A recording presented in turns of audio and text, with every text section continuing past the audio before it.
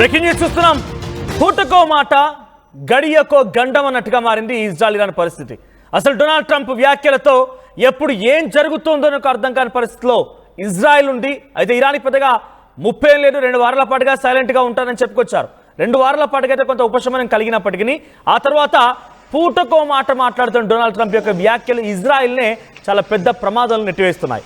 Israel పైన మొదటి నుంచి కూడా నేను సపోర్ట్ చేస్తాను, ఇరాన్ లేపేస్తాను, ఇరాన్ అది చేస్తా, ఇరాన్ ఇది చేస్తా అని చెప్పి ఏదో ఒక రకంగా తట్టి లేపి మరి ఇజ్రాయెల్ని ఇరాన్ వైపుగా కయ్యానికి కాలు దువ్వించి యుద్ధ క్షేత్రంలోకి అయితే పంపించారు. ఒక రకంగా చెప్పాలంటే మీకు అర్థమయ్యేటట్టు చెప్పాలంటే రింగులోకి అయితే పంపించారు. కానీ రింగులోకి వెళ్ళిన తర్వాత డెఫినెట్గా ఇరు పక్షాలు దెబ్బతినాల్సిందే. కానీ ఇజ్రాయెల్ ఏమనుకుంది, తమ వైపుగా ఇంతగా దాడి ఉంటుందని ఊహించలేకపోయింది. టెలవీవ్ ప్రాంతాల్లో ఇంత పెద్ద మారణ హోమం సృష్టించబడుతోంది. అక్కడ కీలకమైనటువంటి ప్రాంతాలని పూర్తిగా నీలమట్టం చేస్తుంది ఇరాన్. తమ ఐరన్ డోమ్ ఏమాత్రం కూడా ఇంతటి స్థాయిలో క్షీణించిపోతుందని బహుశా ఇజ్రాయెల్ ఊహించి ఉండదు. అందుకే అమెరికా అధ్యక్షుడి సపోర్ట్తో కొంత ముందుకు వెళ్ళింది. ఆ తర్వాత అమెరికా అధ్యక్షుడు వెన్నంటే ఉన్నారు, వస్తారు కదా డైరెక్ట్గా యుద్ధ క్షేత్రంలోకి ఆయన కూడా అడుగు పెడతాడనే ఒక భావనలో ఉన్నారు. కానీ ఇప్పుడు ఇక్కడ ఏం జరుగుతోందంటే ట్రంప్ మరోసారి హాట్ కామెంట్స్ చేశారు. ఇజ్రాయెల్ కంటే సీన్ లేదు. ఇజ్రాయెల్ నాకు తెలియకుండా, నా సపోర్ట్ లేకుండా ఇరాన్లో ఉన్నటువంటి ఆ ఫోర్డ్ భూగర్భాన్ని ఏమాత్రం టచ్ చేయలేరు. అణు కేంద్రాన్ని నాశనం చేసే అవకాశం లేదు, అంతటి శక్తి ఇజ్రాయెల్కు లేదు అనే మాటని డొనాల్డ్ ట్రంప్ మాట్లాడుతున్నారు. ఒకవేళ దాడి చేసినా పెద్దగా ప్రభావం చూపదు, అంతా పైపైన మాత్రమే ఉంటుంది, ఎందుకంటే వారికి అంత తగ్గట్టుగా అక్కడ ఎక్విప్మెంట్ లేదు అనేటువంటి మాటని డొనాల్డ్ ట్రంప్ మాట్లాడుతున్నాడు. అమెరికా లేకుంటే ఇజ్రాయెల్కు అంత సీనే లేదన్నారు ట్రంప్. ప్రస్తుత పరిస్థితుల్లో యుద్ధం ఆపేయమని ఇజ్రాయెల్ను ఒప్పించడం అసంభవం అన్నారు. మరి శక్తి లేదంటున్నావు, యుద్ధానికి కాలు దువ్వే రకంగా ప్రయత్నించిందే నువ్వు, యుద్ధానికి దిగమని చెప్పిందే నువ్వు, మీరు దాడులు చేయండి వెనంటే ఉంటానని చెప్పింది నువ్వు, అన్ని రకాలుగా చేసి ఆఖరికి వస్తే రింగులోకి దిగిన తర్వాత గాయాల పాలైపోయి రక్తం కారుతుంది, నాకు సంబంధం లేదు, నేను చూస్తూ కూర్చుంటాను అంతేగాని నాకు ఎటువంటి అవసరం లేదన్నట్టుగా ఇజ్రాయెల్ చచ్చిపోయినా కూడా నాకు పర్వాలేదు అన్నట్టుగా మాట్లాడుతున్న వ్యవహారం అయితే ప్రస్తుతం చర్చనీయాంశంగా మారింది. అయితే 2 వారాల టైం ఇస్తున్నా ఇరాన్ నాతో చర్చలు జరిపితే మంచిది, లేకపోతే డెఫినెట్గా ఇబ్బంది పడుతుందని వార్నింగ్ కూడా డొనాల్డ్ ట్రంప్ ఇస్తున్నారు. యూరోపియన్ దేశాలను నమ్ముకుంటే ఇరాన్ భస్మమైనటువంటి మాటల్ని డొనాల్డ్ ట్రంప్ మాట్లాడుతున్నారు. సో ఇరాన్కి ఇజ్రాయెల్ ఇరాన్ని ఏమాత్రం కూడా ఢీ కొట్టలేదు. ఇజ్రాయెల్కి ఆ ఇరాన్లో ఉన్నటువంటి ఫోర్త్ అనేటువంటి ఆ ప్రాంతం అయితే ఫోర్డో ఉంది కదా, ఆ ఫోర్డో అనేటువంటి న్యూక్లియర్ రియాక్టర్ని, న్యూక్లియర్ వెపన్స్ని, న్యూక్లియర్ బాంబులను తయారు చేసే ఆ ప్రాంతం ఏమాత్రం కూడా సరితూగదు, అది దాడి చేసే అవకాశం లేదు, వారి దగ్గర ఎక్విప్మెంట్ లేదనే మాటని ఇటు అమెరికా అధ్యక్షుడు డొనాల్డ్ ట్రంప్ మాట్లాడుతున్నారు. అంటే ఒక రకంగా ఇజ్రాయెల్ కంటే సీన్ లేదు, ఇజ్రాయెల్కి చేత కాదు అనేటువంటి మాటని ఆయన మాట్లాడుతున్నట్టుగానే చూడాలి. ఒకసారి దీనికి సంబంధించి మరిన్ని అప్డేట్స్ మా ప్రతినిధి మధు అందిస్తారు. మధు, సో డొనాల్డ్ ట్రంప్ యొక్క వ్యవహార శైలి కాస్త చర్చనీయాంశంగా, ఆందోళనకరంగా, ఆసక్తిగా కూడా ఉంది.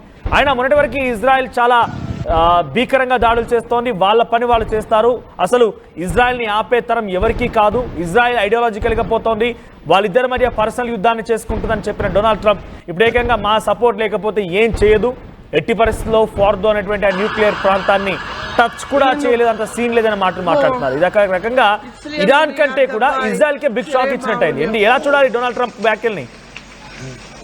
నిజంగానే పలుసార్లు ఒక్కొక్క కోణంలో ట్రంప్ మాట్లాడుతున్న మాటలు ప్రపంచాన్నే విస్మయం చేస్తా ఉన్నటువంటి పరిస్థితి. ఒకవైపు ఆ ఉగ్రవాదాన్ని తుదముట్టిస్తామని చెప్పి గతంలో పాకిస్తాన్ కు మద్దతు ఇవ్వడం, రీసెంట్ గా ఆసిం మునీర్ని సత్కరించడం, అవార్డు ఇవ్వడం, తర్వాత ఐ లవ్ యూ పాకిస్తాన్ అనే స్టేట్మెంట్ చేయడం, ఇది డబుల్ స్టాండర్డ్ గా మాట్లాడుతా ఉన్నటువంటి పరిస్థితి, ద్వంద్వ వైఖరి కనిపిస్తా ఉంది. ఇప్పుడు ఇజ్రాయెల్ ఇరాన్ విషయంలో కూడా మొన్నటికి మొన్న 14కు సంబంధించిన ఎయిర్ కార్గోకు సంబంధించినటువంటి విమానాలలో యుద్ధ సామాగ్రిని ఇజ్రాయెల్ కు పంపించారు. మళ్ళీ ఇప్పుడు ఇజ్రాయెల్ కు అంత శక్తి సామర్థ్యాలు లేవు, ఇరాన్ లో ఉన్నటువంటి అణుస్థావరాన్ని ధ్వంసం చేసే శక్తి లేదు, ఇండివిజువల్ గా కొట్టడానికి మా సహకారం ఉంటేనే దాన్ని ధ్వంసం చేసే శక్తి ఉంది అనేటువంటి స్టేట్మెంట్ చేస్తా ఉన్నట్టు కనిపిస్తా ఉంది. నిజంగానే రోజుకొక కొత్త వైఖరితో ట్రంప్ మాటలు చాలా విచిత్రంగా కనిపిస్తా ఉన్నాయి. ఇప్పటికే మనం చూసాం, ఒక్కసారి కాదు, ఇది మొదటిసారి కాదు, గతంలో కూడా అనేక స్టేట్మెంట్లు ఇలాగే చేశారు. ఇప్పుడు భారత్ కు సంబంధించినటువంటి విషయంలో కూడా పదే పదే మీ వైఖరి, దీంట్లో మీ ఇన్వాల్వ్మెంట్ లేదని చెప్పినా పాకిస్తాన్ భారత్ శాంతి చర్చలలో అంటే సీజ్ ఫైర్ లో నా ప్రమేయం ఉందని చెప్పుకుంటున్నారు. నిన్న మోదీ ఖండించారు, చాలా స్పష్టంగా చెప్తున్నా అదే వైఖరి ఉంది. ఇప్పుడు ఇజ్రాయెల్ ఇరాన్ విషయంలో మళ్ళీ అదే స్టేట్మెంట్. ఒకవైపు ఏమో ఇజ్రాయెల్ ను యుద్ధం నుంచి ఆపేటువంటి ఒప్పించడం, యుద్ధం నుంచి తప్పుకోండి అనేది ఒప్పించడం అసంభవం అని చెప్తూనే మళ్ళీ ఇజ్రాయెల్ ఇరాన్ కేమో చర్చలకు సావిస్తాడు. 2 వారాల టైం, 2 వారాల లోపల లొంగిపోవాలి, మేము చెప్పినటువంటి వాటిని యాక్సెప్ట్ చేయాలి, మరి చర్చలను యాస్టిజ్ గా సిద్ధంగా ఉండాలనేటువంటి స్టేట్మెంట్ ద్వంద్వ వైఖరి కనిపిస్తా ఉంది చాలా స్పష్టంగా. ఏదో ఒక రూపేణ ఇరాన్ ను లొంగ తీసుకునే కార్యక్రమంగా కనిపిస్తా ఉంది. కానీ ఇప్పుడు ఇక్కడ మాట్లాడే స్టేట్మెంట్స్ కూడా డెఫినెట్ గా ఇరాన్ కి వార్నింగ్ మొదటి నుంచే ఇస్తున్నారైనా ఇప్పుడు ఈ వార్నింగ్స్ ని అంత సీరియస్ గా మనం మాట్లాడుకోవాల్సిన అవసరం లేదు. కానీ ఇజ్రాయెల్ కి మాత్రం ఒక రకంగా షాక్ ఇచ్చారని చెప్పాలి. మేము లేకపోతే ఇజ్రాయెల్ ఏం చేయలేదు, అంత సీన్ లేనే లేదు, మేము ఉండడం వల్లే ఇజ్రాయెల్ ఈ మాత్రమే ఉంటుంది, కానీ లేకపోతే ఇజ్రాయెల్ పని ఇప్పటికే ఎప్పుడో అయిపోయింది అన్నట్టుగానే ఆ భావం వచ్చే విధంగా డొనాల్డ్ ట్రంప్ మాట్లాడుతున్నాడు. అంటే ఇజ్రాయెల్ చేసేటువంటి దాడికి నాకు సంబంధం లేదంటూనే మేము లేకపోతే ఏం చేయలేరనే మాటల్ని ఎలా చూడాలి? ఇజ్రాయెల్ ఈ మాటలు ఎలా తీసుకోవచ్చు? సాధారణంగా యుద్ధ వ్యూహంలో భాగంగా ఇట్లాంటి స్టేట్మెంట్ చేస్తారు. ప్రత్యర్థిని తమ ఆధీనంలోకి తీసుకోవడానికి, తమ మాట వినడానికి యాజిటీస్ గా ఏదైతే డిమాండ్స్ పెడతారో ఆ డిమాండ్స్ ను ఒప్పుకునేటువంటి విధంగా శత్రు దేశాల పైన, వారి ప్రత్యర్థుల పైన ఇలాంటి వ్యూహాత్మకమైనటువంటి స్టేట్మెంట్ చేస్తూ ఉంటారు. ప్రస్తుతం అమెరికా కూడా అలాగే చేస్తుంది అనుకోవచ్చు. ఇజ్రాయెల్ ఆల్రెడీ ఇరాన్ ని పెద్ద ఎత్తున ధ్వంసం చేస్తా ఉంది. ఇరాన్ లో ఉన్నటువంటి అణుస్థావరాలను దెబ్బతీశారు. 14 మంది అణు రియాక్టర్లకు సంబంధించినటువంటి అత్యంత కీలకమైన సైంటిస్టులను మట్టుబెట్టారు. తర్వాత intelligence chief, army chief, already Iran లో ఉన్నటువంటి కీలక స్థావరాలను ఇజ్రాయెల్ దెబ్బ కొట్టింది. కానీ ఈ మధ్య కాలంలో ఇరాన్ కూడా అంతే పెద్ద స్థాయిలో దాడి చేస్తా ఉన్నటువంటి పరిస్థితి.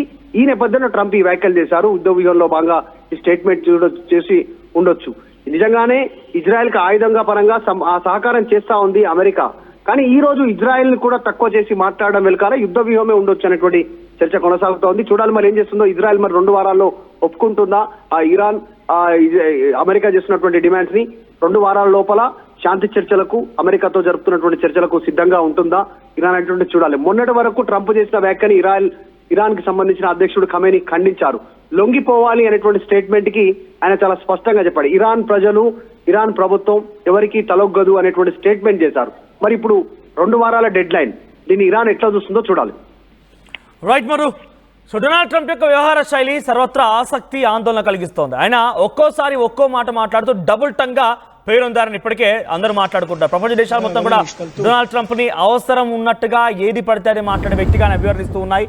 సో ప్రస్తుతం డొనాల్డ్ ట్రంప్ ఏమన్నారంటే ఫోర్దో అనేటువంటి ఆ న్యూక్లియర్ స్థావరాన్ని ఢీకొట్టడం కోసం ఇజ్రాయెల్ దగ్గర ఎటువంటి వెపన్స్ లేవు, దాన్ని ఢీకొట్టలేదు కూడా, మేము లేకపోతే ఇజ్రాయెల్ ఏం చేయలేదు, అచేతనావస్థలో ఉండిపోయిన అంత సీనే లేదు ఇజ్రాయెల్కి అని చెప్పేటువంటి మాటల్ని మాట్లాడుతున్నారు. 2 వారాల వరకు సైలెంట్ గా ఉంటాను, నా దారికి వచ్చి ఆ న్యూక్లియర్ డీల్ పైన సంతకం చేశారా, సరే కొంత యుద్ధాన్ని అదుపులోకి తీసుకొచ్చారా, సరే లేదనంటే 2 వారాల తర్వాత ఆల్రెడీ స్కెడ్యూల్ అండ్ ప్లాన్స్ రెడీగా ఉన్నాయి, ఏ క్షణమైనా ఎటువైపు నుంచి దాడి చేయగల సామర్థ్యం ఉంది నాకు, ఎక్కడి నుంచైనా దాడి చేయగలుగుతాను, ఇరాన్ని మొత్తం మట్టు పెడతానే మాటని డొనాల్డ్ ట్రంప్ మాట్లాడుతున్నాడు. డొనాల్డ్ ట్రంప్ యొక్క వ్యవహార శైలి ఇప్పుడు అందరినీ కూడా ఆశ్చర్యపరుస్తుంది. ద్వంద్వ వైఖరి, ఎప్పుడు ఏ విధంగా ఎలా మాట్లాడతారు, డబుల్ టంగ్గా ఎక్కడికక్కడ ఎట్లా మాటలు మారుస్తారనేది మాత్రం కాస్త ఆయన విషయంలో చూస్తే చాలా స్పష్టంగా అర్థమవుతోంది.